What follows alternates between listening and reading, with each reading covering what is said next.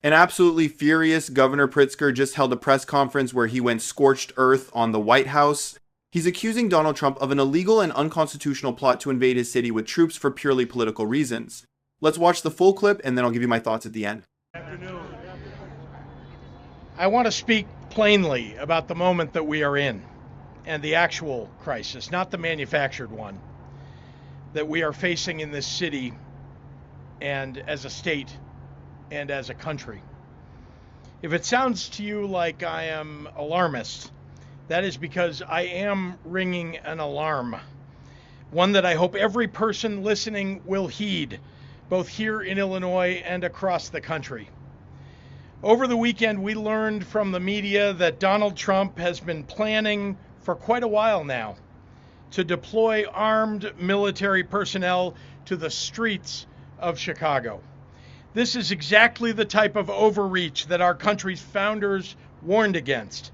And it's the reason that they established a federal system with a separation of powers built on checks and balances. What President Trump is doing is unprecedented and unwarranted. It is illegal. It is unconstitutional. It is un-American. No one from the White House or the executive branch has reached out to me or to the mayor. No one has reached out to our staffs. No effort has been made to coordinate or to ask for our assistance in identifying any actions that might be helpful to us. Local law enforcement has not been contacted. We have made no requests for federal intervention. None. We found out what Donald Trump was planning the same way that all of you did. We read a story in the Washington Post. If this was really about fighting crime and making the streets safe, what possible justification could the White House have for planning such an exceptional action without any conversations or consultations with the governor, the mayor, or the police? Let me answer that question. This is not about fighting crime. This is about Donald Trump searching for any justification to deploy the military in a blue city, in a blue state, to try and intimidate his political rivals.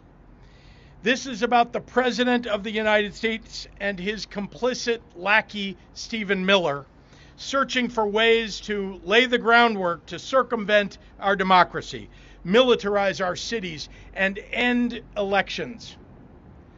There is no emergency in Chicago that calls for armed military intervention. There is no insurrection. There is no insurrection. Like every major American city in both blue and red states, we deal with crime in Chicago. Indeed, the violent crime rate is worse in red states and red cities. Here in Chicago, our civilian police force and elected leaders work every day to combat crime and to improve public safety. And it's working. Not one person here today will claim we have solved all crime in Chicago, nor can that be said of any major American metro area. But calling the military into a U.S. city to invade our streets and neighborhoods and disrupt the lives of everyday people is an extraordinary action, and it should require extraordinary justification. The thing that gets me right from the jump is the sheer audacity of pretending this is some sort of administrative oversight. Like someone just forgot to send a memo. It's so profoundly insulting to everyone's intelligence, honestly. Calling this a breakdown in communication is far too generous. The silence is the entire point. It's a feature, not a bug. You don't forget to tell a governor you're sending armed troops into his city. You make a deliberate choice to ignore them because their input, their authority, their entire democratic mandate, it's irrelevant to you. It's a power play, a test. The entire point is to show that established protocols and the actual rule of law don't matter. It's about asserting this idea that federal power, their power, is absolute, and that local leaders are just obstacles to be swept aside. You've completely abandoned governance at that point. You're just demonstrating the behavior of an occupying force sizing up the local resistance. And then there's the pretext. The whole "we're just trying to fight crime" argument is so transparently phony, it's actually incredible. It's the kind of justification you'd expect from a cartoon villain, you know? They pick Chicago because it lives in the right-wing imagination as this lawless hellscape.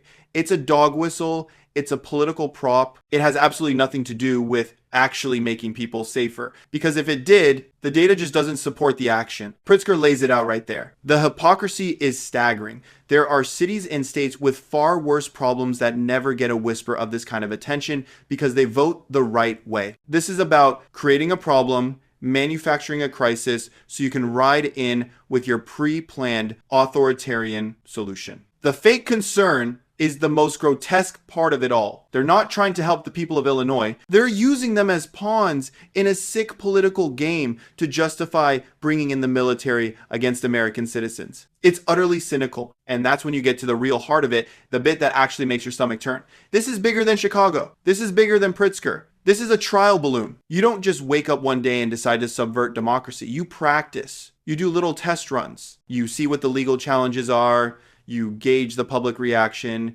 You find out how much of a fight the institutions will put up. You normalize the abnormal. That's the goal. Get people used to the idea of seeing soldiers on American streets dealing with domestic issues. Desensitize everyone to it so that the next time you do it, maybe during a protest or a contested election, it doesn't seem so shocking. It's a dress rehearsal for a coup. And I don't think that's hyperbolic. I mean, what else do you call it? When you're actively trying to figure out how to use the military to intimidate your political opponents and potentially end elections, you've left the realm of policy and entered the realm of authoritarianism. Anyone trying to frame this as a simple debate about states' rights or federal power is deliberately missing the point. The whole exercise is a stress test on the foundations of the entire system to see where the breaking points are.